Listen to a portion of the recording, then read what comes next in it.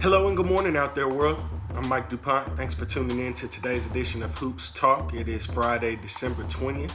Let's just dive right in. Last night, the Milwaukee Bucks took on the Los Angeles Lakers in our first nationally televised matchup. If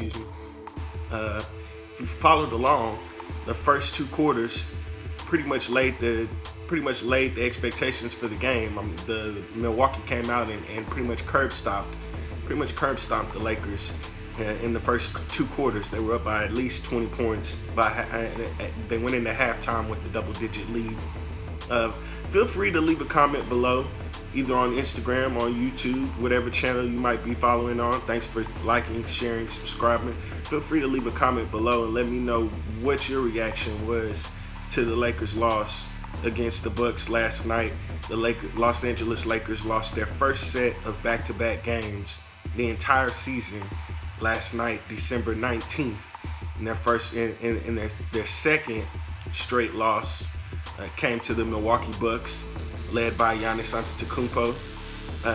LeBron James did pass Gary Payton for ninth in all-time on the assist leaders. He did have a triple-double. Unfortunately, it wasn't enough. How about that? How many times did he say LeBron had a triple-double, but it wasn't enough? Anthony Davis had a great game, helped the Lakers kind of fight their way back into it in the second half. But unfortunately, they just didn't have enough. And it feels weird saying it because they had two guys, they had three people go for at least 20. And they had another go for Danny Green, I believe it was. If it wasn't Danny Green, they had another person go for at least 19. And you just wonder, how much more do they need? Maybe Milwaukee just was more ready to play last night.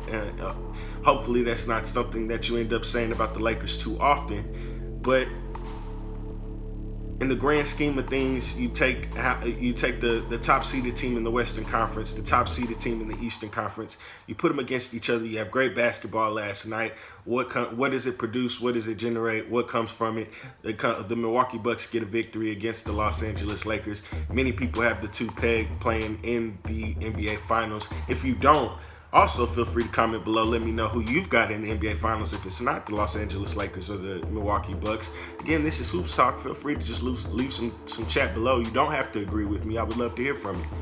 In the second game, the Houston Rockets took on the Los Angeles Clippers. Another great game last night. We're starting to see more marquee matchups as football season, as we start getting closer and closer to reaching the end of the football season. We start getting closer to the college football playoff. We start getting closer to wild card weekend. What it produces, we start seeing more marquee matchups. We had the Rockets versus the Clippers last night, and everybody played. How about that? Isn't that nice when everybody shows up? You buy a ticket for the game, and everybody shows up to play. How about that? We had James Harden, we had Russell Westbrook, we had Kawhi Leonard, we had Paul George, and that was a great game. The Rockets won 122-117. The Clippers led primarily for a lot of the game. James Harden got into foul trouble, and Russell Westbrook ended up taking 30 shots. Stop me if you've heard that one before. But this time, it actually helped the Rockets It helped the Rockets generate a win on the road. Two Cali kids going home. They playing at the Staples Center and helping their team get a win. So shout out to them. Also, I know that I'm one of these people that didn't think maybe that the Rockets would be able, with their dynamic duo, would be able to maybe have much success. But last night they showed they could go up against another team with championship aspirations. On the big night, the big stage, the big game on TV, and show up and win. And so good for them. Shout out to the Houston Rockets. Shout out to James Harden, Russell Westbrook, Clint Capella, Gerald Green. Gerald Green. I'm shouting him out as if he played. What I meant to say was Austin Rivers, Mike D'Antoni, and the rest of the team. Also, it would be remiss if you didn't shout out the 2020 Hall of Fame nominees. Notable nominees from the 2020 class include, I believe, Tim Duncan, Kevin Garnett, and Kobe Bean Bryant. And you're talking about three marquee players from a decade, if not two, of basketball.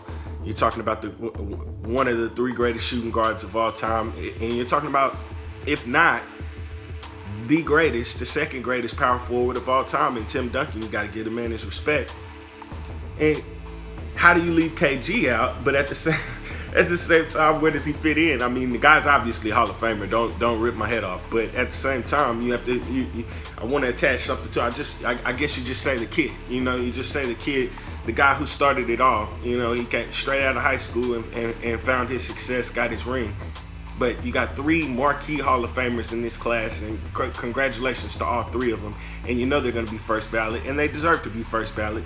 If you don't think that Kobe Bryant, Kevin Garnett, Tim Duncan deserve to be first ballot Hall of Famers, first off, get out of here.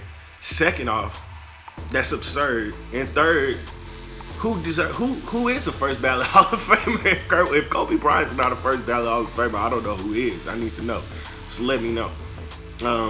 Lastly, we want to talk about tonight's matchups. The Dallas Mavericks are going to take on, I believe, the Philadelphia 76ers here this evening on ESPN. Be sure to tune in for that. Luka Doncic not expected to play with the ankle injury, but you never know. You never know in this world. I mean, with the injury report does have to come out, so you do have a pretty good idea.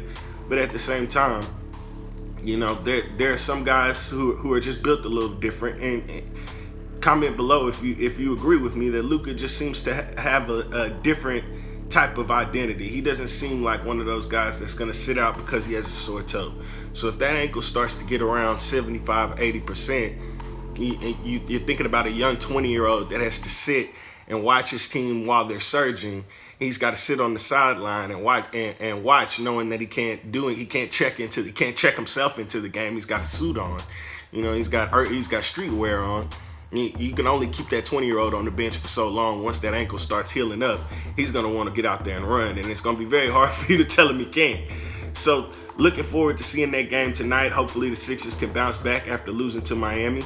If not, then that would be a great win for the Mavericks after losing to Boston. So both teams coming back, both teams looking to bounce back off of a loss, and maybe they'll produce some good basketball tonight. Primetime television, Friday night matchup on ESPN. Be sure to tune into that. Again, this has been Hoops Talk with your host, Mike DuPont.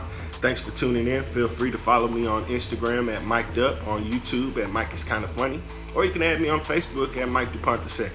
You have a great day. Be blessed.